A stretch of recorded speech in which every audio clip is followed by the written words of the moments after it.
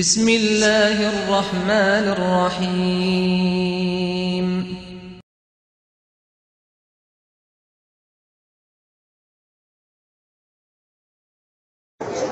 السلام عليكم ورحمة الله وبركاته.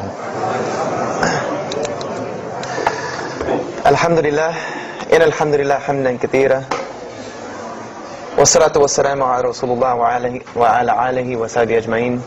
أشهد أن لا إله إلا الله وحده لا شريك له وأشهد أن محمدا عبده ورسوله وختام النبيين ورحمة للعالمين وداعيا إلى الله بإذنه وسراجا منيرا. أما بعد.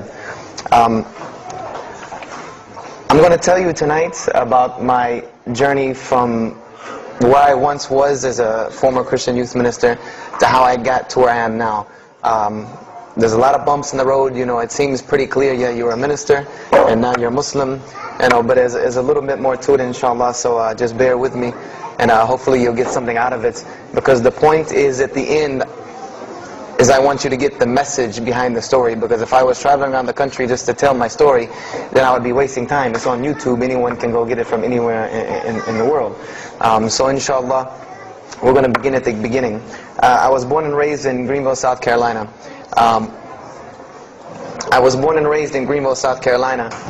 And I was raised by my grandparents, because at a very early age my mother had stepped out and my father was working 2 jobs, so it was me and my grandparents. And my grandparents were the traditional conservative Southern Christian folk, as they say. They were very, very conservative in their ideals and their ideologies, in their ways. You know, as you hear about, people being set in their ways, that was my grandparents. Like we did it this way, and this is the way you did it every single day, and that was it. And we were very religious in the sense that we went to church on Sundays, we went to church Sunday evenings, we went to church Wednesday. And in Christianity, that's considered very religious. And it was not hard for us to go to church, and it was not difficult for my grandmother to drag me to church every Sunday, which as a kid is what they had to do, because the church was 2 houses down from our house. There was 2 houses, and then there was the church. So it was not hard for them to drag me every Sunday. And I hated church as a kid because of the simple reason that, we were brought up United Methodist, and Methodist is, for any of you know, it's very traditional. It's not like you think about like screaming and shouting in church and all that. No, you listen to the preacher, you stand up and you sing, you sit back down, you listen to the preacher, you stand up and sing, you sit back down, listen to the preacher, and that's it. That's all that happens. And the pews, as they call them, the chairs are made out of wood, they're hard, you get tired of sitting there, you're fumbling around, playing with the money that my grandmother gave me to put in the offering plate, all of these things. That's what I remember from church as a very small boy. But the thing that I do remember enjoying about church was Sunday school. Sunday school is what I got enjoyment from, because went to Sunday school, you painted pictures, of like Noah building the ark, you painted all these pictures of Moses splitting the Red Sea. You learned the stories of Moses freeing the children of Israel from Egypt. You learn the story about him splitting the Red Sea. You learn the story about Noah and the ark. You learn the story about David and Goliath. You learn all these beautiful stories in Sunday school. So this was basically, as coming up, this is what I knew about Christianity, was the stories that I learned in Sunday school, because I never listened to the preacher during regular service. So that was the only thing I knew about Christianity. So coming up, this was how it was. It was just the norm. And the conservatism in my house, just to give you an example, and about the level of conservatism, is, let's talk about gender issues. Let's say when I became 12, 13, 14, and I started to actually, notice females, and I actually didn't think they had diseases and wanted to run away from them every time I saw them. Let's say I wanted to have a girl over or something of this nature. It was so serious to my grandmother that I had to make an appointment with her, let her know this girl was coming to my house. We had to sit in the formal living room, which in the South, I don't know how it is here, but you have the dining room, then you have the formal living room with all the nice stuff that you don't go in unless there's company over. And my grandmother either had to be sitting in the same room with us or in the kitchen where she could see directly in the room. I mean, this is just how it was in my house. This is how my grandmother and grandfather were. They were very stern. They were very loving, but there were rules, and those rules were the way they were, and they did not change. So this was my upbringing. And I would say at about the age of 12, 13, 14, more along the age 13, 14, I started going to the Saturday evening youth services at my church that were for 12 and up. And the youth services were held in the gym, and they were totally different than church. At the youth services, you went, we played basketball, we played volleyball, we played dodgeball, we played every kind of sport, and we ate pizza and cake and candy, all the stuff kids like to do. And at the end, the youth minister, who happened to be my catty corner neighbor across the street. When I was 14, he was 17. He was the youth minister, so he would sit us down and give us a 30-minute lecture about Christianity, about something about God. He would give us a 30-minute sermon, and that's how the youth services were. And going to these youth services, I met some other people who went to other youth services. They invited me to Young Men for Christ and other things that were going on in South Carolina. And so I started to go to these different retreats and camping trips with them.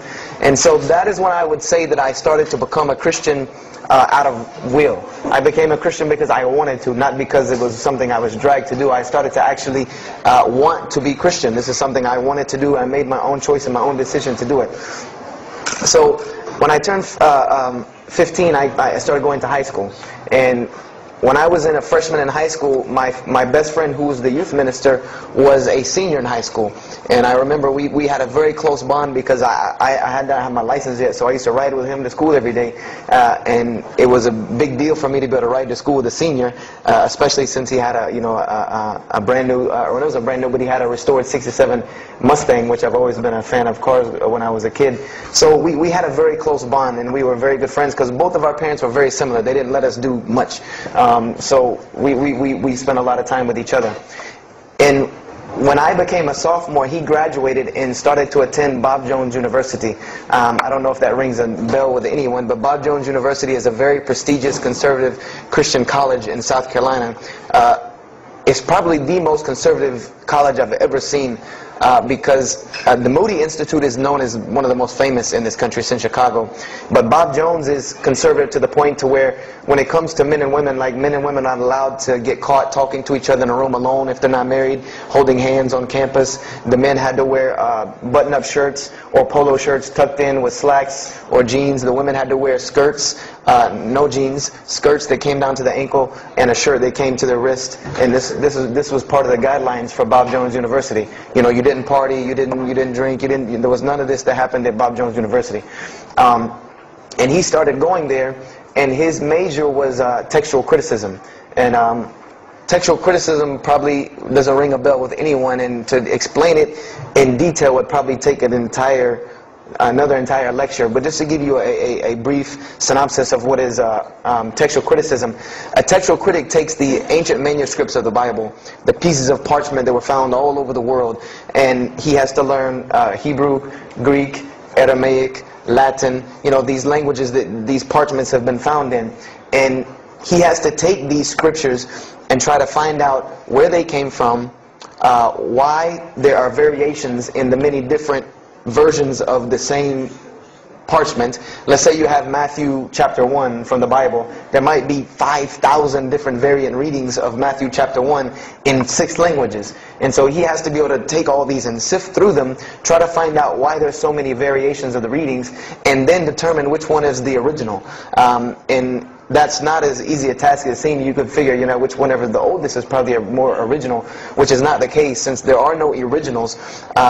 You might have one parchment that is the oldest parchment of the group, but it might be a copy of a copy of a copy of a copy of a copy of a copy laden with mistakes. And then you might have the newest parchment in the series that might be a once over copy from an original, or a twice over second copy from an original. Therefore, it would make the newer parchment more original than the older one. So it's not a very easy field to go into.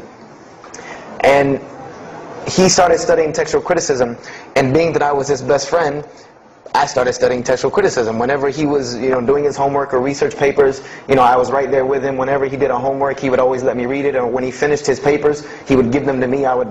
He would pass down all of his papers to me. Every textbook, when he was done with it, he would give it to me. I started to learn a little bit of Greek, a little bit of Hebrew. So I became, started to become a layman's textual critic, and I applied to Bob Jones University in my sophomore year because it was a 3-year waiting process for Bob Jones. And when I turned 16, almost 17, my friend came to me one day and he asked me a question that I had never really even pondered upon. He asked me, he said, "Have you ever read the Bible?"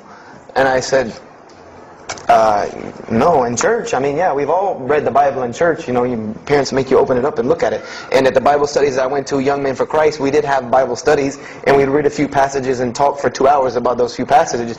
But he's like, no, have you ever read it? Like you read a book beginning to end. I said, no, I don't know anybody that's read, nobody that I knew had ever read it, beginning Genesis 1:1 to the end. He said, but this is the inerrant Word of God, as we are taught. This is our instructions on earth. Why haven't we read it? Why have we not read this book? And I said, that's a very good question. And he gave me a challenge. Well, it was basically a challenge for us both. He said, let us start with Genesis 1:1, and let's read the Bible, and let's see what God says to us. Because this is the inerrant Word of God, inspired to men, for instructions for us. So let us see what God says to us. If God can talk to the preacher through this book, why can't he talk to me? I said, you're right. I said, that's very good. I had a lot of time on my hands. I wasn't really allowed to do much anyway after school, so I said, why not? Let's read the Bible. I was somewhat nerdy as a 14, 15-year-old, 16-year-old. So we started to read the Bible, and we decided to go from Genesis 1:1. And what we tried to do, this was the attempt that we made, was to not think of anything that we'd ever heard about Christianity, but to open the Bible, and let's say I just found this book in the desert, and read it and see what it says to me.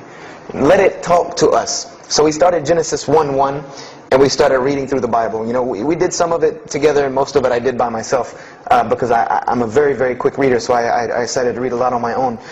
And as I was reading through the Bible, I started to notice the stories that I had heard in Sunday school. You start reading Genesis, you read about Adam and Eve, we all know that story. You started reading about Deuteronomy, Exodus, the stories of Moses, the story of Noah, the story of Lot and Abraham, and all these stories that I know. But I was surprisingly and astonishingly shocked by some of the stories that I read about these same people that I learned about in Sunday school. Just for instance, and this is a big testament to why Allah kept sending us prophets and why Islam was sent as a complete and perfected deen with the Quran. If you read about Noah in the Bible, there is the story about Noah saving humanity from the flood with an ark and all of that. There is this in the Bible. There's another aspect to the story of Noah that not many people know about unless they actually take time to open a Bible. This will not be preached from any pulpit anywhere. Is that the Bible says that Noah was an alcoholic. This is the Bible's portrayal of Noah, or Nuh alayhi salam, that he was an alcoholic, that he was a drunkard. This is the word used in the Bible, that he was a man given to alcohol. And I'm a psychology major, and my field of specialty is mental illnesses, and alcoholism is one of those, is a mental illness. And I know from seeing alcoholism's effect on one of my close friends' parents, I know that someone who is truly addicted to alcohol, and if Noah lived for so long addicted to alcohol, he was seriously addicted to alcohol.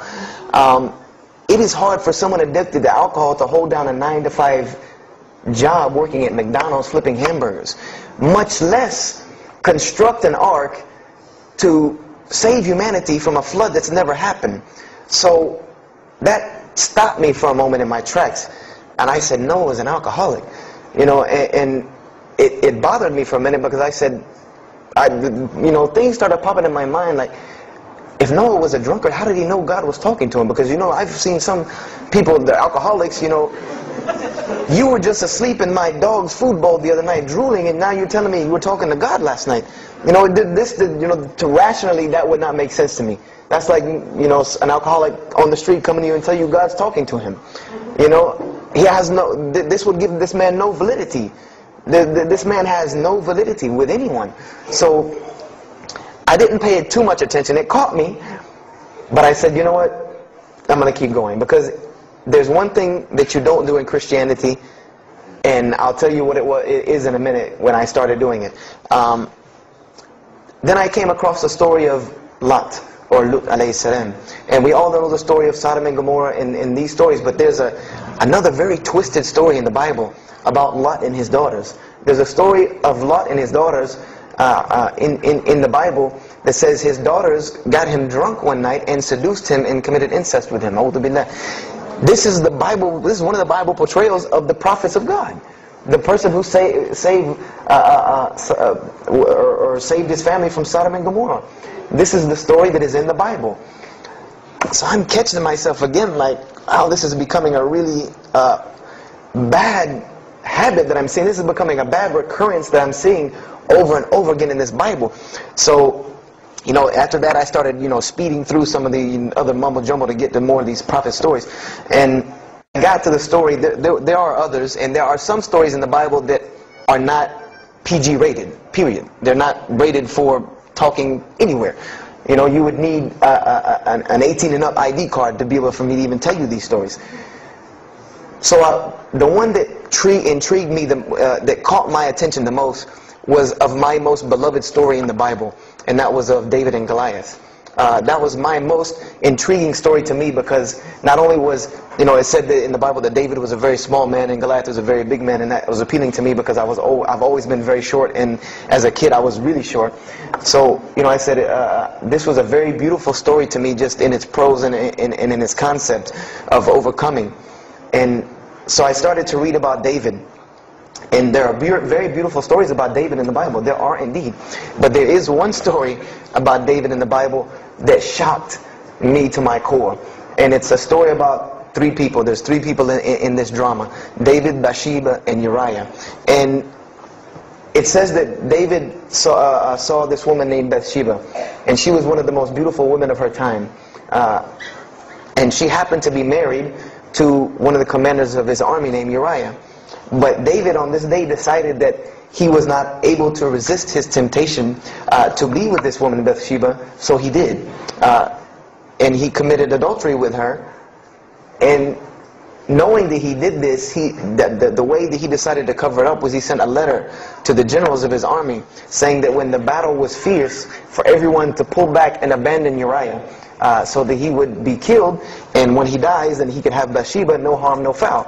So David went from being the slayer of Goliath, the hero from man, to an adulterer, a plotter, and a murderer. And so this is when I really caught myself and said, hold on now, something's wrong here, something's got to give. I said, because to me, God's prophets in my mind were people of example, people who I could follow as an example, someone who was supposed to be the best of us, so that we could follow them and emulate them. And they're turning out to be worse than some of the people that you see on America's Most Wanted. David is somebody that, if I only knew this about him from the Bible, I see him coming down the street, I'm going the other way and calling 911, because he has to have a warrant out on him for something. This is what I'm thinking in my mind. This man is not an honorable man at all. He killed Goliath, yeah, but he killed this other guy named Uriah to be able to commit adultery with his wife. So I committed the cardinal sin in Christianity. I started asking questions. This is the one thing you do not do in Christianity, is you don't ask questions, especially not about issues like this. So I went to my pastor and I started asking questions. You know, what's going on here? You know, pastor, there's a very bad recurring habit about these men in the Bible. What is the deal here? And I remember he told me the same thing that almost every pastor or every evangelist or anyone I talked to about this, same answer, almost like it was programmed. They would put their hand on my shoulder and say, Brother Joshua, don't let a little bit of knowledge wreck your faith. Because you're not justified by knowledge, you're justified by faith. And they would quote me verses like, lean not on understanding, you know, Paul's, we're justified by faith in Jesus Christ. You know, they would quote this whole line of thing to me like it was already pre-programmed, that they programmed in pastor school that people are going to ask you questions and here's the answer. So, you know, I said to myself, you know, I don't know, pastor, you know, this just seems kind of odd. He said, let me tell you something. What you're reading is the Old Testament referring to God's covenant with the children of Israel. And they were a different people, a very stubborn, crazy people. So why don't you move on to the New Testament? In the New Testament, you'll find the new covenant they were under with Jesus Christ, and I promise you things will change and be better. I said, okay, perfect. So I went ahead and finished and got to Malachi and then started with the New Testament. So I opened the New Testament, I said, here we go. Let's start all over again. But there were a few things that I had learned from the Old Testament that I wanted to keep in mind when I started to read the New Testament. I learned, number one, that God was one in a unique sense. This is what I learned from the Old Testament, that God was one in a singular, unique sense. This is over and over and over and over very clearly in the Bible. God's nature is one. This is so clear through the Old Testament. And that He was very jealous about His worship. And every single time the children of Israel would turn to something else other than Him, He would punish them and restrict their lifestyle. This is something that I learned.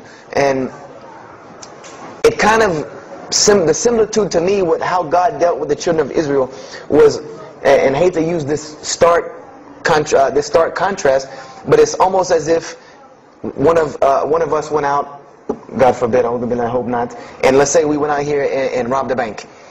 You rob a bank, you're going to jail for a long time. And every day when you wake up, do you think that jail is going to look like the Hilton at LAX? No, I doubt it. It's probably dark, cold, bad food, orange jumpsuits, not nice people, the whole 9 yards. And the reason why this is, and I know this now from studying psychology, is that this is supposed to be a stark reminder every single day when this person wakes up that you are in jail. This is supposed to remind them every single day you're in jail because you committed a crime. And we run this, not you. This is the message that is being portrayed to this person in jail. So when the children of Israel kept rebelling against God, He restricted their lifestyle. If you study Judaic law now, it is some of the most strict religious law you can find. All of the good things that we enjoy as Muslims, even when it comes to dietary laws, like the good parts of the meat that we are allowed to eat, they can't have these things. These are things that are restricted from them. Why? Because God, Allah, wanted to remind them every day that I am Allah. I am your God. You will worship me. I run this, not you. And I understood this from reading the Old Testament. This is a concept I had come across. So I started with the New Testament, Matthew, Mark, Luke, and John. And one other thing that I did when I started to read the Bible was, if you go to Barnes & Noble, let's say you go to Barnes & Noble and you take a book off the shelf. What is usually the first thing you look at? The title. Then the next thing, the author. You want to know the title and the author. What is the name of the book? Who wrote it? And if you do this test with every single book of the Bible, you get a title and no author. Author unknown. Or author is appears to be so-and-so. Or we derive that so-and-so possibly written this. Like let's just say for Exodus, they say Moses wrote Exodus. Which if you read some of Exodus, he couldn't have written all of Exodus because the last part of Exodus is Moses' death, burial, and Joshua taking over the children of Israel. And now unless Moses was a sure indeed prophet that was able to write things after he died, then he did not write these things. And so when you go to Matthew, Mark, Luke, and John, I wanted to know Matthew who, Mark who, Luke who, John who, because it's called the Gospel according to Matthew. The bad thing is that no one knows. No one knows because no one pinned their name down to these things. No Bible scholar in his right mind will tell you that we know for sure Matthew so-and-so wrote this, Mark so-and-so wrote this, Luke so-and-so wrote this, John so-and-so wrote this. It's factual information that we do not know who wrote these. So I was intrigued. I'm like, that doesn't, why would somebody write this book that's supposed to be passed down over generations and people are supposed to, this is the inspired word of God to guide mankind, and nobody decided to pin down who wrote it. But anyway, I started to read it, and I started to notice things about the teachings of Jesus Christ. And they were not what I had learned in church.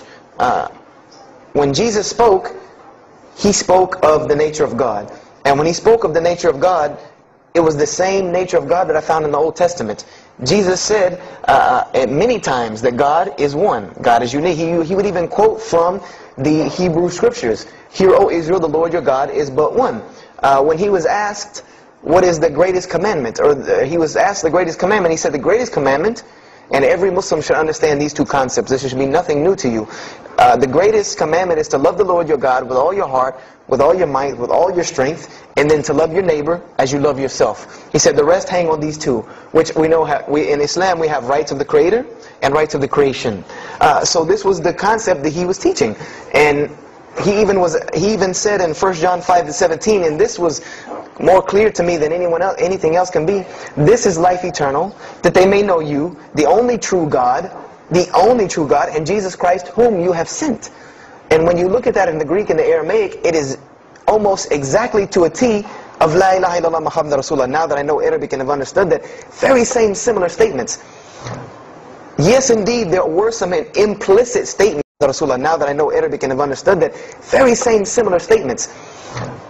Yes, indeed, there were some implicit statements about that you could implicitly, if you took them and separated them from everything else, you could maybe derive that Jesus was trying to claim some divinity or something for himself. But I also know from doing psychology, and I did a little bit of law too, that an implicit statement cannot override an explicit statement.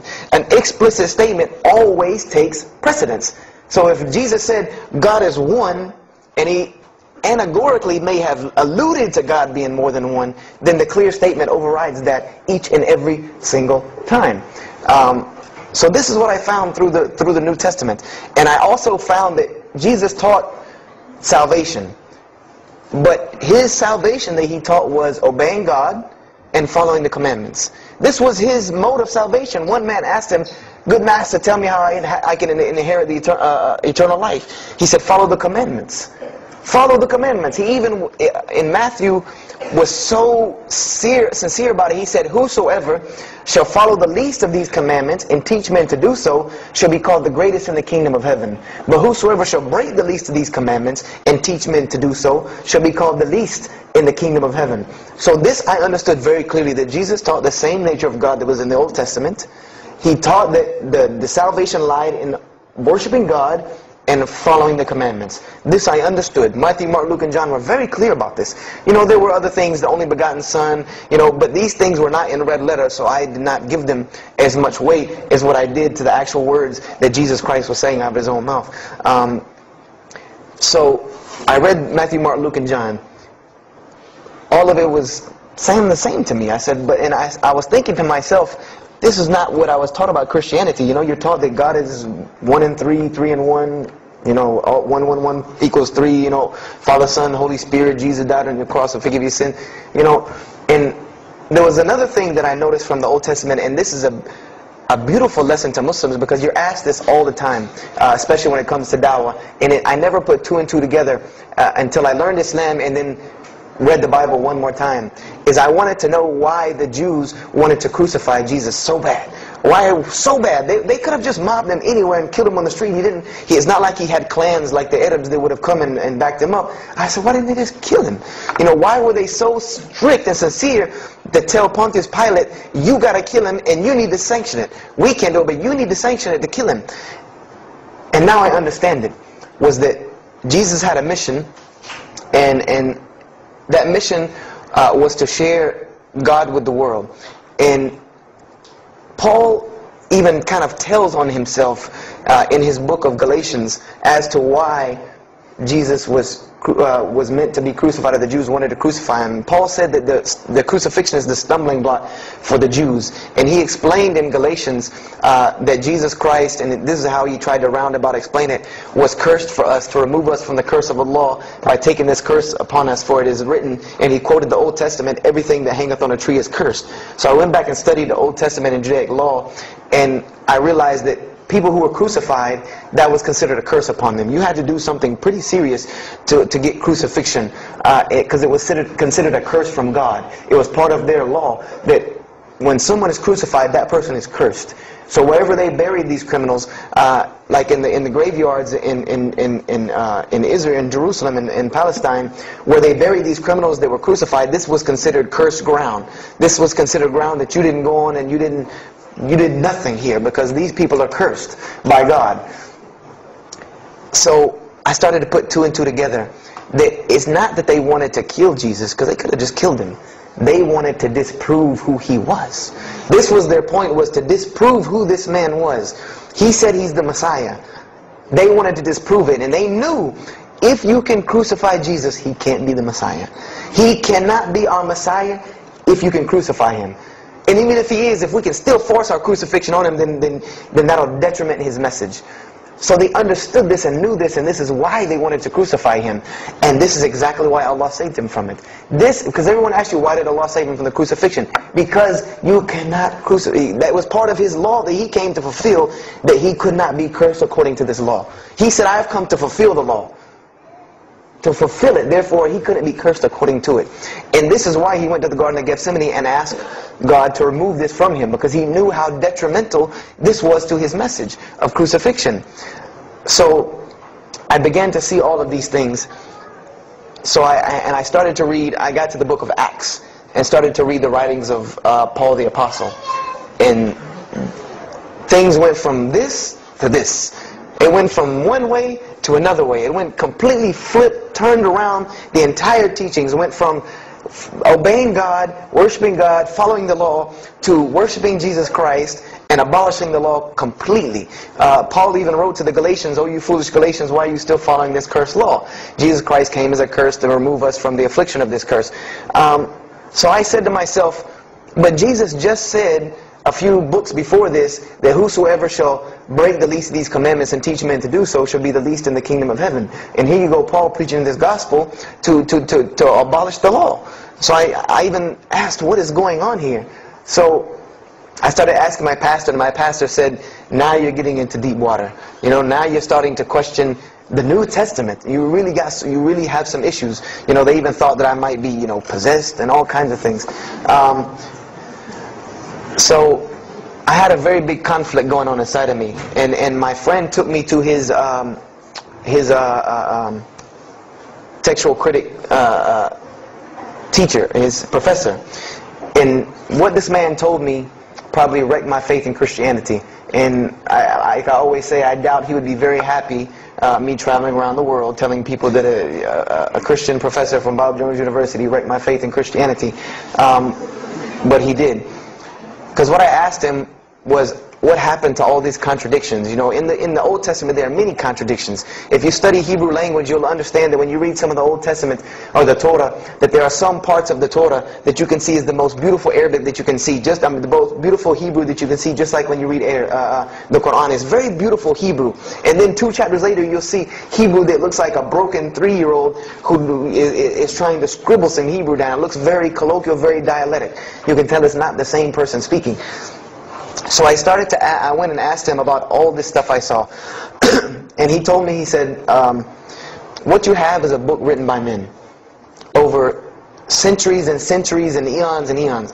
And he says, and this book started as an original that was copied and copied and copied, and somebody added a mistake, and somebody came behind him and corrected that mistake and added 2 of his own. Someone came and copied it and skipped a line and added a line where it wasn't supposed to be. And then someone else came and copied it and took it to his country, and in order for it to fit well with the doctrine they were teaching, he would cross out a dot here or cross out a word here or change a word here so that it would fit with the theological ideas of this part of the world. And he said, and after all these years, you have a book now that is compiled from all of this, written by the hands of men that still have men's fingerprints left on it. And that's what you have. You have an imperfect book that is only perfected through faith. This is exactly what he told me, that this book is perfected through faith. You cannot perfect it textually. It's not a textually perfect book. Those who believe in it by faith. And so I said, here we go again with this faith thing. You know, I said, God gave me a brain for a reason. If he did not want me to use it, he would remove this reason and logic part of my brain out and replace it with more faith. So, you know, and I was of the opinion, you know, as the saying goes, my grandmother didn't raise a fool. I'm no fool. You know, I said, I can't believe in this. You know, I mean, this book I've been taught is the inerrant word of God, and you're just telling me that it's a book of errors that's only perfect through faith. That's like me taking a 1982 Datsun all beat up and say, if you believe it can be a Mercedes. If you believe. You know, that would make no sense.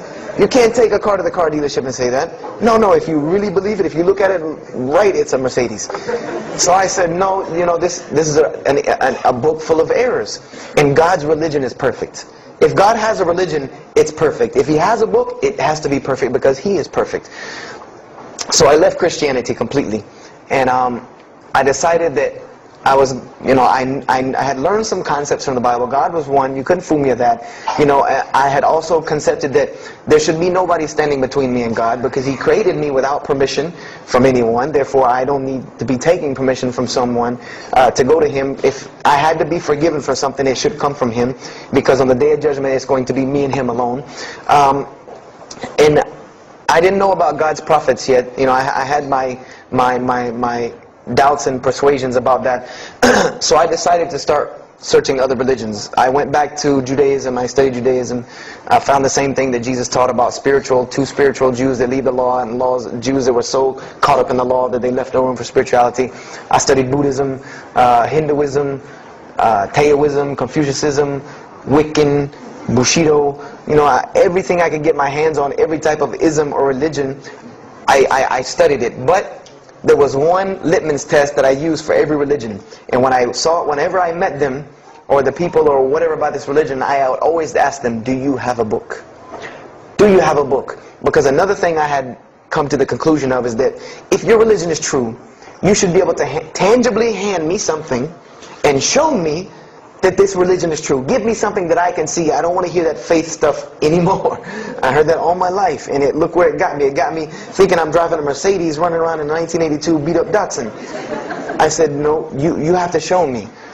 And so I read the Bhagavad Gita, I read the Torah, I read the Scrolls of Tao, I read the Code of the Bushido, I read the Wiccan Book of Spirits and Spells and all that other magic stuff they have. And I read all of these things, and I found something very congruent with all of it, was that there were very same philosophies and teachings in all of these major religious books. They all talked about God and His nature. Most of them alluded to the fact that God is one, and that God sends messengers to us and people to us to teach us. But they were filled with a whole bunch of garbage, to be honest with you, that I couldn't logically, rationally believe. So at about the age of 17, just about the time, about 17 and a half, I gave up my search for God. And I became kind of angry with God, because I said, here I am looking for you, and I can't find you, and it doesn't look like you're giving me any help. And I don't know how many of you know, but for a 17-year-old that is frustrated with God and the world, there's a lot of trouble he can get into. There's a lot of things he can do to put himself in predicaments when he's frustrated with the world and had come to the conception that, if there's a God that exists, then He doesn't really care about me. That's a kind of a dangerous young man. So I started doing the whole partying in trouble, going to parties, drinking underage, all of this stuff I started doing. I'm a perfectionist at heart. So when I was a Christian, I tried to be the best one I could. If I was going to switch to being any other religion, then I was going to do that 100%. So you better believe when I went after the dunya, I did that 100%. And I was a martial artist since I was 15 years old, and even though it was only 2 years, 2 years at 17, you think you're Bruce Lee. So I got into a lot of fights. Got kicked out of school, had to go to another school, got in one fight, got arrested for a fight, and there were a couple incidences that stopped this downward spiral, because I was on a very, very quick downward spiral that would end. I believe if I would have continued on that downward spiral, I would probably end up hurting someone, killing someone, or them hurting or killing me. And there were two incidents that brought that to an abrupt stop, like pulling the emergency brake. And the first one was a car accident that I was in. My friend and I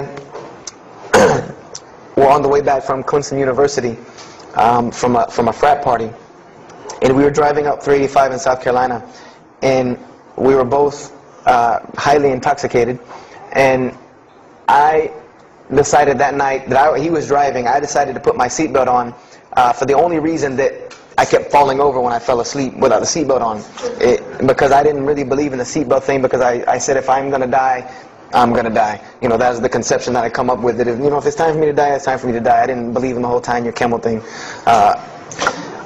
So I put on my seatbelt, and I fell asleep.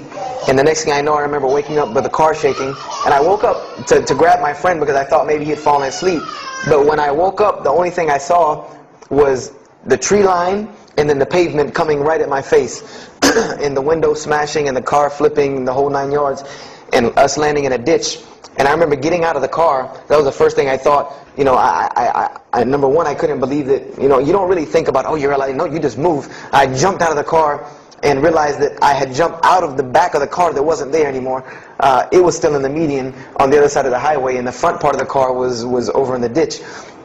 And I drug my friend out, who was knocked unconscious, and pulled him over to the side of the road. I had no injuries. I looked at myself trying to find what's missing, and there was nothing but a piece of glass stuck in my arm that I pulled out. And it just so happened that a state trooper was passing the other way, because he turned around and came back. And when he came back, he asked what had happened.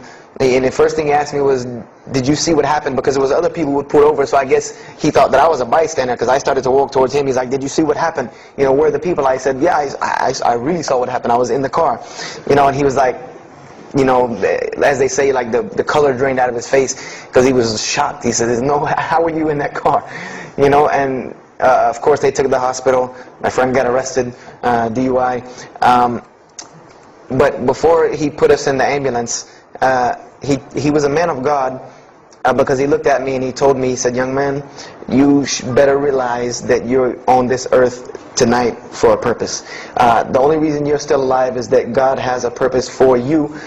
If not, you don't live through things like that. People without purpose, if you didn't have a purpose, then this night would have been your night. So you need to realize that. I said, this old man's out of his mind. You know, if God had been looking for me, he had the opportunity to get me a long time ago, so don't tell me about that God stuff now. So I paid it no attention, and about a month later, 3-4 weeks later, my friend and I, same two, he's on crutches still, we decided to go to New York City. We decided to just take off, drive to New York City. We didn't tell our parents where we were going. I said I was sleeping in his house, he said he was sleeping in my house for the weekend. So we drove to New York. And in New York, I remember going to the ATM to get some money. And in New York, they have these ATMs where you have to go in the little glass room to get your money at ATM. I don't know if they have that here, or if any of you have been to New York. Now, alhamdulillah, you have to put your bank card in to go in there. But in '97, it was not like this.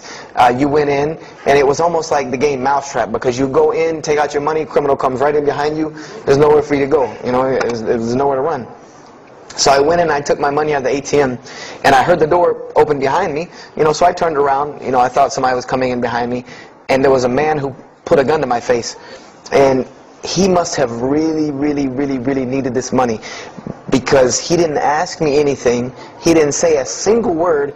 I just remember looking at the gun in my face and him pulling the trigger, and it was a revolver, and to this day, I'll never forget that image in my head of seeing that little spindle turn and hearing that very distinct click of a revolver. And it probably could have been like a .32 snub-nosed gun like this, but when it was in my face, it looked like one of those like cannons that you see on the movies. And I remember when he pulled the trigger, I didn't think anything. You don't think anything. It just blank. You just go into this like shock of blankness. And then a couple seconds later, thankfully I had been doing martial arts. That might have helped me overcome the fight or flight syndrome, because all I could think was, go! You know, like myself kicking myself, like, what are you doing? Go! So I bum rushed him, we went flying, he went flying, money went flying, gun went flying. And I took off and went to the hotel and didn't say anything to anybody. We went back to South Carolina the next day. And I didn't say anything because we weren't supposed to be in New York. My grandfather would have killed me. If that guy didn't kill me, my grandfather would have took care of it. So I didn't say anything until about a month or two later. You know, I kept having nightmares about this same incident. I kept having night terrors from this incident. And so I told my grandmother about it. And she told me the same thing that the officer had told me. She said, you know, you have to realize that God has a purpose for your life. You're here for a reason. People don't go through the things that you've been through and still walking on this earth without a reason, and you're pushing the limit. This is what she told me. You're pushing the limit, really. God has something for you, and He wants you to get it, but you're pushing it. And she didn't tell me to go back to Christianity and study my Bible. The only thing she told me was that God hasn't gone anywhere. You just have not looked in the right place yet. And so I decided to put myself back together. You know, the car wreck, the gun thing, the getting arrested for fighting, like all of that, like really made me stop really quick and think, you know, that I need to get my stuff together. So I became somewhat, I became an agnostic, someone who believes, I believed in God with no form of religion. I prayed to God on the floor on my hands and knees, because this is how all the books of God, this is how the Bible, the Torah, the New Testament, the Bhagavad Gita, all of these scriptures that I ever read, they said that this is how the men of God prayed. And it was during this time that I did read one book about Islam in the public library, because I had never heard of Islam ever. But I remember I was looking in the religious section in the library at school, and there was a book about Islam. And I was in the library, the public library, and I remember it was some title like "Why I'm Not a Muslim," or some, you know, one of these titles that was propagandistic against Islam. But I had no idea. So I just took the book and I read it, and I remember it said that Muslims, M-O-S-L-E-M-S, and any of you knowing Arabic knows that's a very derogatory word. A Muslim is someone who oppresses someone else. That's a very quick sleight of the pen that was used in the past for a very real purpose. It said that Muslims were people who worshipped a moon god named Allah, who lived in a box in the desert in Saudi Arabia, and they were oppressive to women. I remember there was a whole chapter about how they could have 4 wives and as many as they want, actually, because they could marry 2, divorce 1, get 3 more. You know, this whole, you know.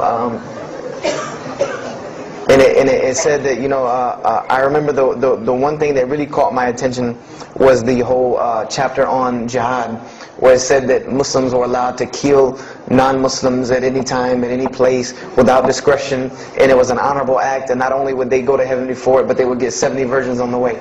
You know, so I closed the book on Islam, put it back on the shelf, and marked off Islam off my little list of religions, and said thanks but no thanks, and if I ever see a Muslim, I am out.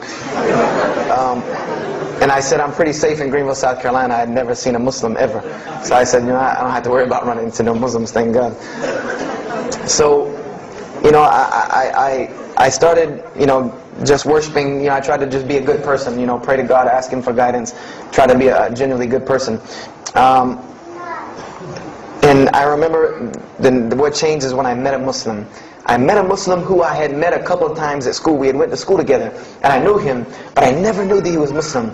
And there's a couple of reasons why I never knew he was Muslim. Because he was an African American, number one, and the book said that Muslims were Arabs. And number two, I didn't know, you know, I thought Muslims ran around, you know, marrying as many women as they want and killing non-Muslims. I didn't know that they could also be part-time drug dealers. So I didn't know, I never knew that this guy was Muslim. I didn't put 2 and 2 together. So we were at his house one day, and me and my other friend, the one that, you know, I got into a lot of trouble with, I'm trying to keep him out of trouble now. We were at his house, and we were debating something about religion. I forget what even the topic was, but you know, you had 2 teenagers thinking they know everything. And I was trying to explain something to him about the Bible.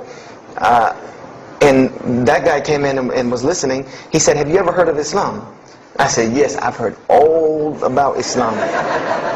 He was like, "Okay, so what do you think of it?" I said, "What do you mean what I think of it? That's probably the worst religion I've ever seen on the face of the planet." He's like, "Why?" And he's like, "But I'm a Muslim." I was like, "Man, stop playing." You know, like, you're an African American. You know, he's like, "So?" I'm like, "The book said you guys were Arab. All the Muslims were Arabs." He was like, "What else did you read in the book?" And I told him. He was like, "Man, what in the, you know, what have you been reading?" He's like, "You need to go to the mosque for Jummah." He's like, he told me, he said, "I'm not a good Muslim." This is what he said to me. He said, "I'm not a good Muslim. I'm not even going to try to front and say I'm a good Muslim." He said, "But I can guide you to some people that can tell you the real truth about Islam," because he knew about my story about wanting to find religion. And he said, "You need to go to the mosque for Jummah." And I said, What's Jummah?" He said, "It's just like church with no chairs." And I said, "I can do church with no chairs because in church the chairs were the worst part anyway. Because they had these hard benches that you sit on that are like this, And it was so hard. I said, that's good. You sit on carpet? Wow, man. Every church should be like that. And I said, where's the mosque? He said, it's on Wade-Hampton Boulevard. I said, where on Wade-Hampton Boulevard? I lived on Wade-Hampton Boulevard. I lived right off of Wade-Hampton Boulevard. He said, you know where Lee Road intersects with Wade-Hampton? I said, yeah, I live on the other side of the intersection. He said, it's right there. I said, no, it's not. There's nothing. There's a gas station or a church. He said, yeah, you know that church, the Evangelical Missionary Training Facility? I said, yeah, I used to take missionary classes there. He said, you know that building in the parking lot with the gold thing on top? I said, yeah, the gym? And he was like, no, that's the mosque. Because I had always thought it was the gym because it was in the same parking lot and it was just rectangular with 2 glass doors in the front. And you could literally walk in between the church and the masjid and touch them like this. Anyone doesn't believe me, go to Greenville, South Carolina, look at the masjid. You can almost touch both of them just like this. He said, yeah, it's right there. I said, I've never, at first I was shocked. Like, I've been living across the street from all these crazy Muslims all my life. I said, I never knew. And he told me to go to Jummah, and I asked him what time. He said he would meet me there at 1 o'clock in the afternoon on Friday. So I said, okay. I went on Friday. And I'm waiting outside for him. I'm not going inside. That's not happening. And I'm seeing all these people going in. And at this time, it was a predominantly Indo-Paki Arab masjid. Anyone who went in was not American, period. And I did not see even one African American going there. And I did see one. And then when he went in, I heard him talking in a dialect that I realized he was probably from Africa. So I said, he's not American. So I'm not going. I'm waiting, and I'm standing outside, sitting on the church steps, and the imam pulls up and parks right in front of me, who I had no idea he was the imam. But he got out and he asked me, am I waiting for someone, this, that, and the other? And I explained to him. He said, oh yeah, we know this brother. You don't see him that much, but we know who he is. He said, I'm glad you came. He was a very, very nice, gentle young man. And he invited me into the mosque, and I kind of wanted to wait on my friend. But I didn't want, at the same time I didn't want to tell this man I don't want to go in. So I went in, and they put me in the back and gave me a chair anyway. And I said, I came to sit on the floor. And they gave me a chair anyway, and all of these people are piled up in front of me. And there's no Americans here, and I'm starting to wonder, if this is a setup, because it's starting to smell like a setup to me, because in my mind I'm like, you've been set up before, and this seems kind of like this. So, and I'm starting to think in my head, scenarios, a young mind at play. I said, this other guy, my friend, he probably was in the same situation like me, and he probably made a deal with them to get out, as long as he brought other Americans and tricked them into coming to the mosque, so they could do their jihad after Jummah and get their 70 virgins. So I'm sitting here, and there's all these people in front of me, and then there's a curtain with all these people behind me making noise, and I have no idea who's back here. So I'm stuck in the middle of this. I hear that it's some women, but I don't, there's a curtain, I have no idea. So I'm like, there's something very odd about what's going on right here. I'm like, just let me make it. I'm starting to look for the exit. I'm like, calculating how many people are between me and the exit. I know some martial arts, so I said I might hit a couple of them and I'm out.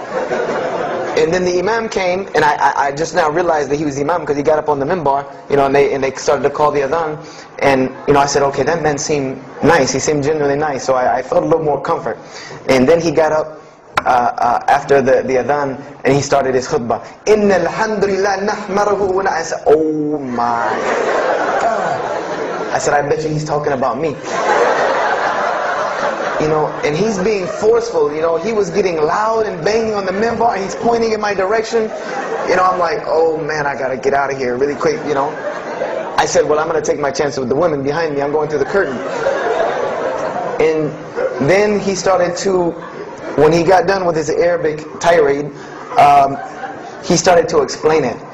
That verily all praise belongs to Allah alone, God alone. In Him do we worship, in Him do we seek help and assistance. We seek refuge with Him from the evil that lies. He explained what he said in Arabic, and it sounded to me so beautiful. It was very, very beautifully prosed what he said, and I wanted to know where he got that. I said, where did he get that?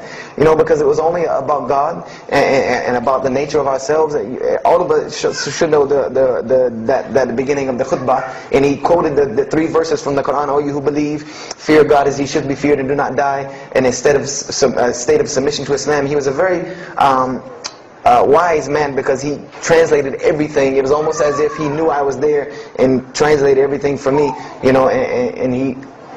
I remember to this day what the khutbah was about. And I don't know if he did it because I was there, or if that was his already planned khutbah, but it's almost as if it was meant for me. The khutbah was that, the title of it was that the forgiveness of Allah is open to anyone at any time, at any place, no matter what, unless they have committed shirk. And the prose of the khutbah was a very long hadith, that some of you will know. And just to make it short, it was the hadith where the Rasulullah ﷺ met Angel Gabriel, or Angel Jibreel, and Angel Jibreel was telling them to tell him that if the Muslims commit this certain sin, to tell them that Allah would forgive them. And every time he would tell the Muslims, they would say, okay, well then what about this sin? And he would go back and meet with Angel Jibreel, and he would go back and come back and say, tell them that Allah will forgive him for that. And this discourse happened, you know, for many different sins. And then finally Angel Jibreel alayhi salam said, tell them that Allah has said, no matter what they do, even if their sins are compiled, you know, like the oceans are from the east to the west, as long as they have not associated a partner with Allah, tell them that Allah will forgive them. And I remember he told me that, or he said that, you know, that the door of repentance to God is open as long as you have not seen the angel of death or the sun hasn't risen from the west. I didn't really understand the sun risen from the west thing at that time. But, and he said that, you know, God's forgiveness has to come from God alone. This was the whole premise of his khutbah, was on forgiveness and tawbah. And I was saying to myself, these are all of the same concepts that I had formulated through reading the religious scriptures myself. And I'm asking myself, where did he get this stuff from? You know, where did he get all this? And he started using names like, he used the name Ibrahim alayhi salam, he used the name Musa, and I'm like, he translated it to Abraham and Moses. I'm like, where did he, you know, where is he getting these? These are names from the Bible, I know these people. And so after the khutbah, they started lining up for the prayer. And I got apprehensive because everybody's getting up in front of me and blocking my exit from the door. And so I guess one guy in the back saw me, and because I had to move back a little bit, he said, we're about to pray. And I said, pray to who? And he said, to God. I said, which one? And he said, the one that created the heavens and earth. You know, the same one that's in the Bible, you know, the only creator of the heavens and earth, the only God. I said, yes, I know him. And so the Imam started to pray, and when he recited the Quran, I know it sounded very intriguing. I had no idea what it was. But then when I saw Muslims bow and prostrate on the floor, verses and verses of every religious book that I had ever read started ringing off in my head, that this was the way men of God prayed. And the first thing that I could think of in my mind was, this is worship. That's what I said to myself. This is not prayer, because prayers are asking God for something. These people are worshiping God. So I said to myself that you've written this religion off way too easily.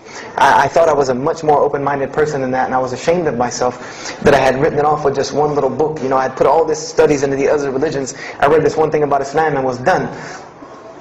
So I went to the Imam after Jummah. You know, he talked to me, and I would have to say that I was probably a little bit rude with him.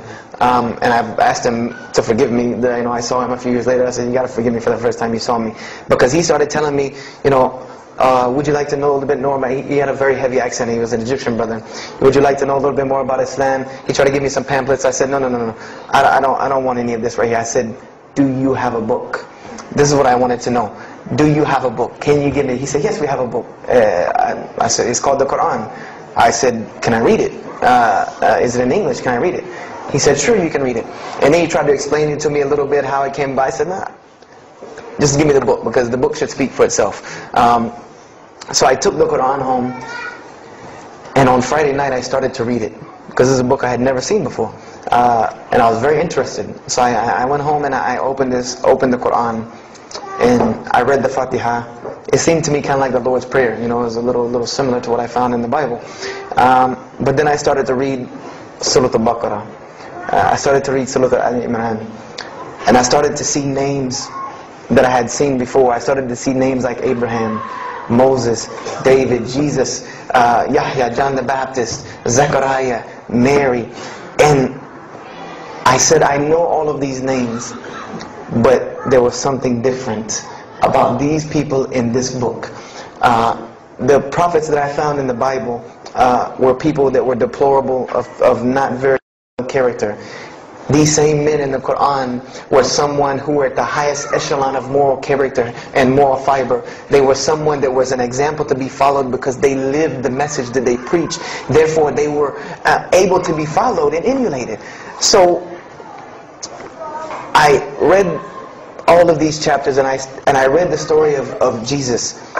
Peace be upon him, because when I saw the name Jesus first, that really intrigued me. I wanted to see, what does this book have to say about Jesus?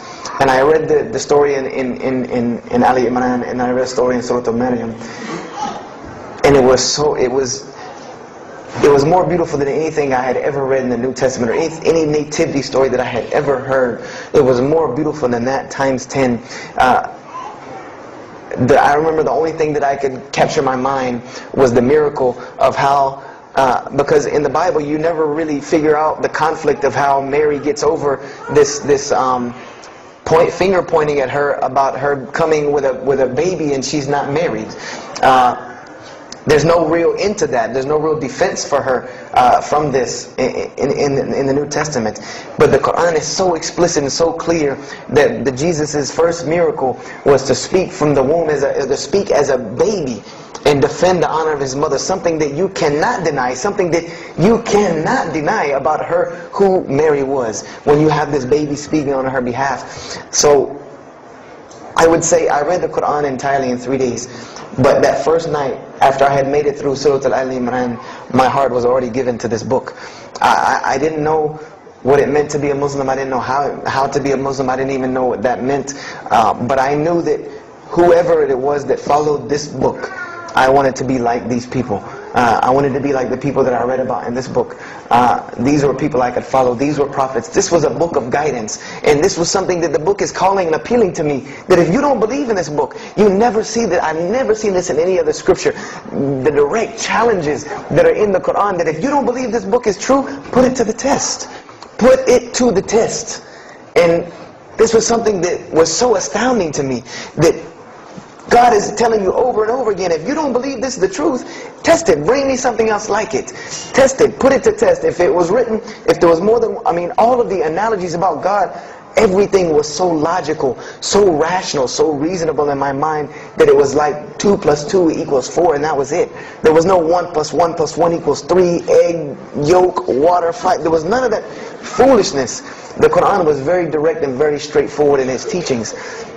So I gave my heart to Islam that night in my living room, reading the Quran, and I cried and cried, that I had been looking for the truth all this time, had searched all this way, and it was right across the street from my house. And so I went back on Monday to accept Islam and ask these Muslims where in the world they've been all this time, and I go ready to go in there and do my thing, and I go and the masjid is locked. And because they only came on Fridays and for Isha during that time, and I didn't know, so I said, okay, I guess I have to come back on Friday, because every time I passed by the masjid after that, it was always locked. So I came back on Friday and I took my shahada, and as they say, the rest is history. But I don't travel around the world, and this was in December of 1998. I don't travel around the country and the world telling my story, just for the entertainment value. Even though I've been told it does have some entertainment value, I don't tell it for that person. For sure, if that was the only reason, then you could just get it off of YouTube and it was the same exact story. I'm going to finish with this, and I hope you can give me 10 more minutes, inshallah, to tell you why I go around telling my story. I tell my story to let everyone realize that there are millions and millions of people just like me. Just like me in 1998, searching for the truth, can't find a way out. There are millions of people. There are probably millions of people in California, hundreds and thousands, if not millions, right here in in Orange County and Los Angeles in the Southern California area, that want to know the truth, that are tired of hearing the same garbage preached to them over and over again, tired of this shaitan box telling them the same thing over and over again, tired of the world being in the condition that it's in, tired of their life being in the condition it's in. And we as Muslims have the solution to every single one of their problems. And guess where we keep it at? Right here inside the masjid.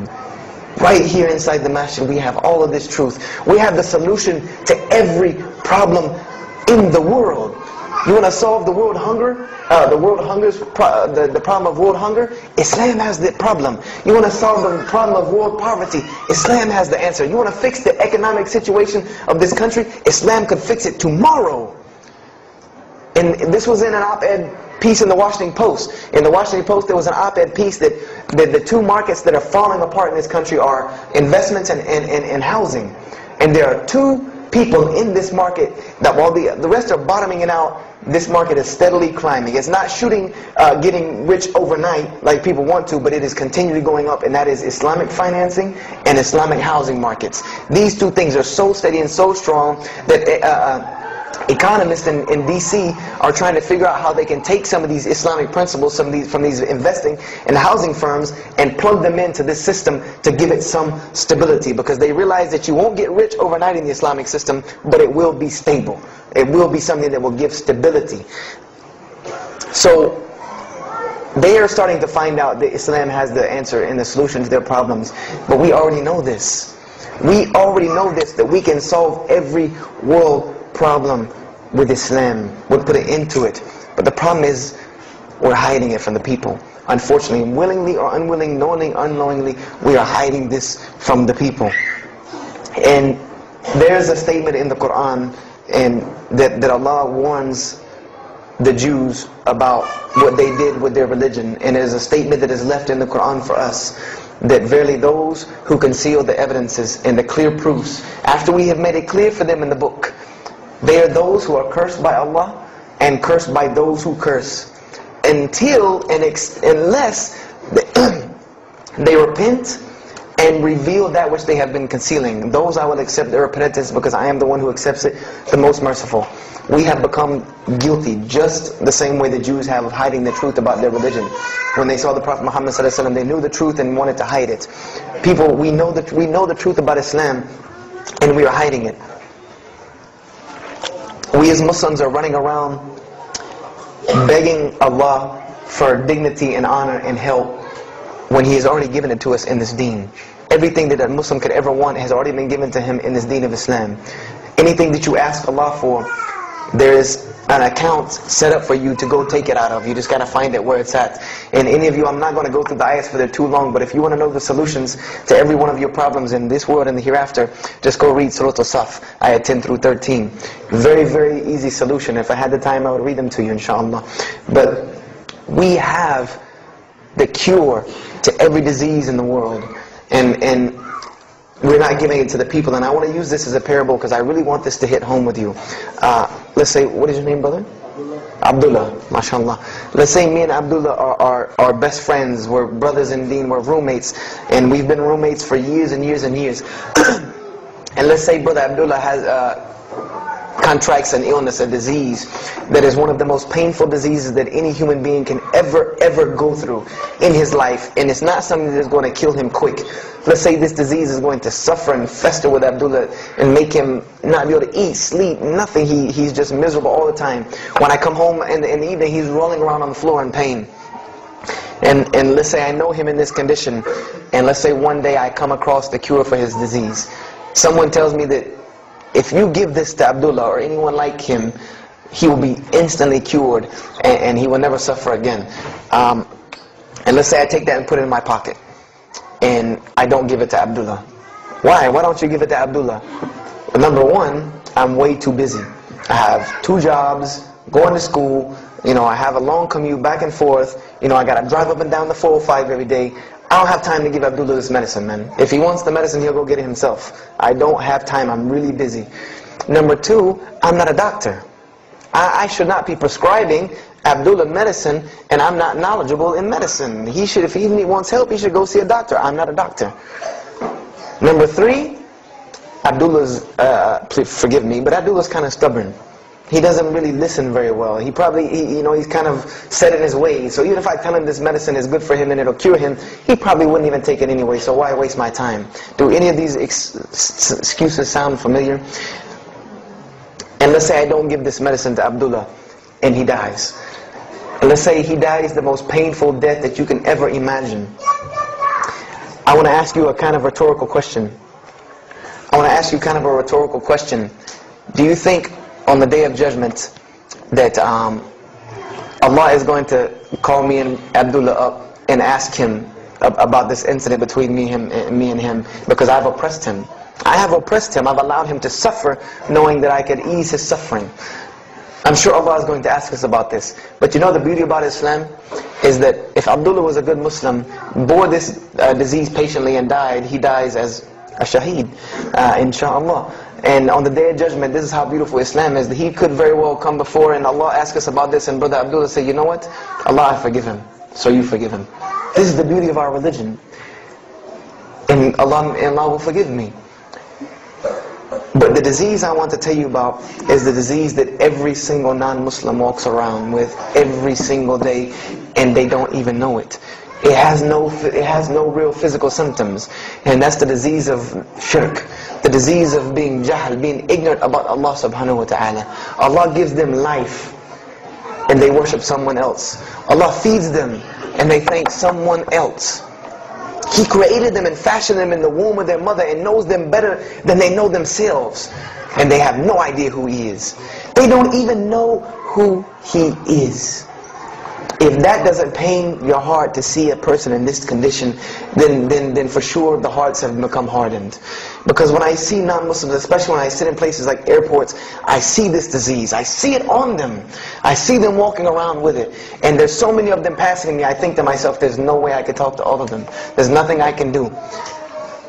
And this disease is something that not only is not going to show up as a physical symptom, and is going to leave them ignorant about Allah subhanahu wa ta'ala, but when the day they die, they will die the most physically painful death that anyone can ever suffer. The Rasulullah said that when the angel of death comes to the disbeliever, it doesn't come kindly. He yanks the soul through the nose, and it's as if his flesh is torn from his bones. It's as if they take Brother Abdullah and turn him upside down and stuff him in a human paper shredder. This is the death that is waiting for those who do not know Allah subhanahu wa ta'ala. And you know the unfortunate thing? That while you've been sitting here listening to me, thousands of people have died. Thousands of people have lost their life not knowing Allah while I'm talking to you right now. People in this city have lost their life, and there's nothing we can do about them. They're gone. It's too late for them. We can't save them even if we want to. And that's a deplorable, deplorable, sad, sad fact that we can't save them. But there are many, many, many, many who we can save. And that all that takes is us taking this light of Islam we have and showing it to the world. There's a statement in the Bible, and I finish with this. Whether Jesus alayhi salam said this or not, doesn't matter, because this statement is one of the most profound statements that has been somewhat of a focus for me in my mission of da'wah. It is said that no one would bring a candle into his home and then place a bucket on top of it, because then no one would benefit from the light. No, if someone would bring a candle in their home, they would set it on the table in the middle of the room so that everyone could benefit from this light. And unfortunately, the Muslims of this generation, we are a bunch of candles with buckets on top of it. No one can see our light. No one can see the beauty of Islam in it. Believe me, if you don't see it, believe me, take it from someone who was once standing on the outside looking through the window at that light. It is one of the most beautiful things you can ever lay your eyes on. It is a treasure to be found of treasures. And everyone else can see this, and they will see this if we show it to them. If we allow Islam to be Islam. If we start becoming Muslims, meaning that the best form of da'wah that you can do to this world is very, very simple. It's not complex. It doesn't take a 10-hour workshop, even though some of the details do. But if you want to know the way, the best way to do da'wah is for Muslims to be Muslims.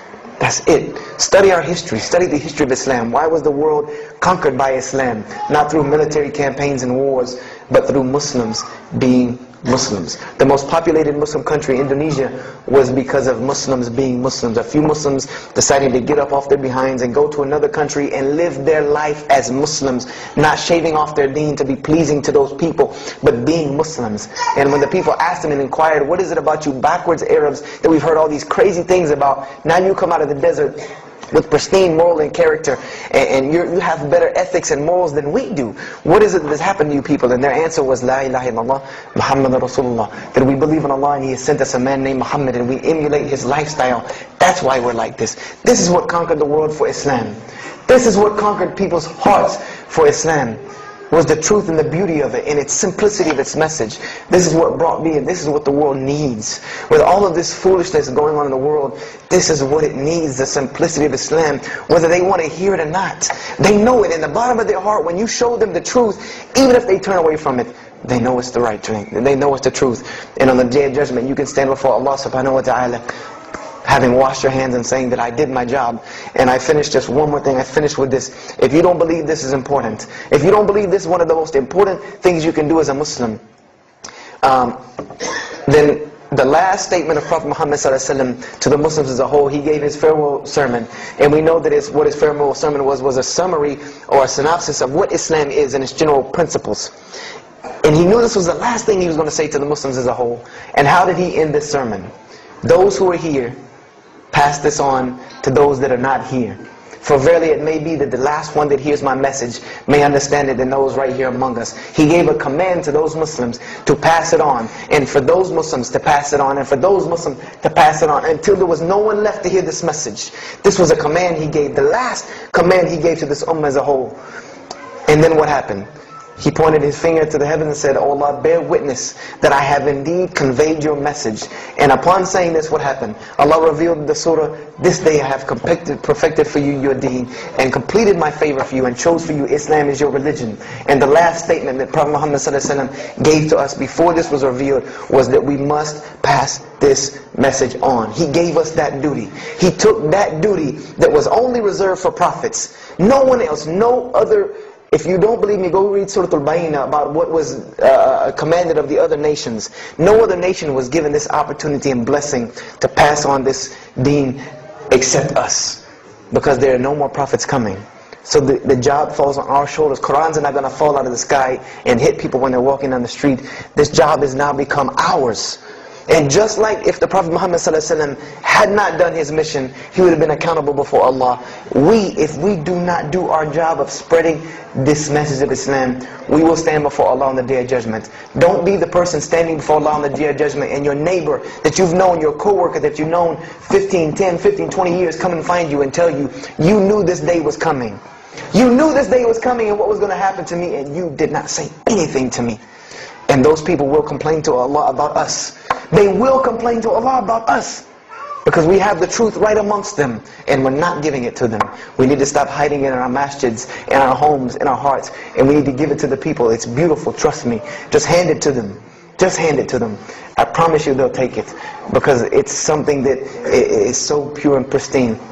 And now forgive me for probably going over my time. And if we have time, I want to leave some time for questions and answers. I will be outside to take any questions and answers. The only last thing I want to announce and let you brothers and sisters know is one of my biggest dawah projects is a DVD project that I do. And my goal is to put a DVD about Islam in the hands of every single person in the United States of America. Right now I'm working on Florida, and I have other brothers working in other places because people will watch a DVD. We did studies on this, and people will watch media before they'll read a book or before they'll listen to an audio CD. And alhamdulillah, through these DVDs we've gotten I would say an average about 2 shahadas a month because my personal contact info is on the DVDs, and people watch them and they call me and I converse with them, and usually most of them accept Islam. I just had a shahada the day before yesterday from Irvine, Texas, from someone who had bought the DVD and given it, a Muslim had bought it and gave it to his friend. His friend hated it or didn't want it, so he gave it to another person, and that person gave it to a co-worker at work who watched it and accepted Islam. So this is one of my biggest projects, and the way this project works is I make 100 DVDs, and I brought 2 of them with me today. I'm going to explain what they are. The way this project works is I make 100 DVDs, and 75 of them go out to different dawah arenas. And the other 25 I make available for Muslims to purchase for 2 reasons: so that they can be, so that I can buy another 100 to make, and so that you can share in this ajr along with me. Because when you purchase a DVD, that makes another DVD, or you give it to a friend, then you share in this ajr with me. And everyone knows that da'wah is the biggest pyramid system because of the hadith Rasulullah sallallahu alaihi wasallam, that one who calls to guidance gets the same reward as the one guided, without that reward being lost from him. So I make these DVDs available to the Muslims so that you can put a little effort in da'wah and make another 100 inshallah. So I brought 2 today, and they're outside. One of them is called Islam in the Bible, which is basically what I just told you in a PowerPoint format, so that you could see all these verses that I saw, all these things that I read that allowed me to see the truth of Islam very clearly when I saw it, and I coincide them with the Quran so that you could see them. And there's another one the other one's called The True Gospel of Jesus Christ, where I go through the New Testament. Well, first part I think is an interview about me and my story to Islam, and there's some other Q&As on the other DVDs about nature of God and all these different things. But it's a PowerPoint presentation about the New Testament and Jesus Christ, and how you can prove to someone that Jesus Christ taught Islam from the New Testament, from their own book, that they have to agree. They either have to believe it or reject it. And if you believe it, then you have to believe what I'm saying is true about Islam. If you reject it, then this is your book, not mine. So, you know, I try to use these 2 teaching methods, and they also can be given to non-Muslims because they're in a PowerPoint format. They're in a very educated format, and they're available outside for $10 each. So if you could please don't make me take any of them back home, because they always hassle me about taking 200 DVDs on an airplane anyway. So please come and get them. And if you have any questions, my contact info is on there and everything. If you have any more questions for me, and my website and everything. I thank you for your time, and if anything has been of benefit, know that truly all good comes from Allah subhanahu wa ta'ala. And if anything that I have said is incorrect or hurtful or shameful, know that indeed that comes from my own nafs and my own lack of understanding. أقول كذا هذا واستغفر الله لي ولكم فاستغفروه إنه هو الغفور الرحيم. السلام عليكم ورحمة الله وبركاته.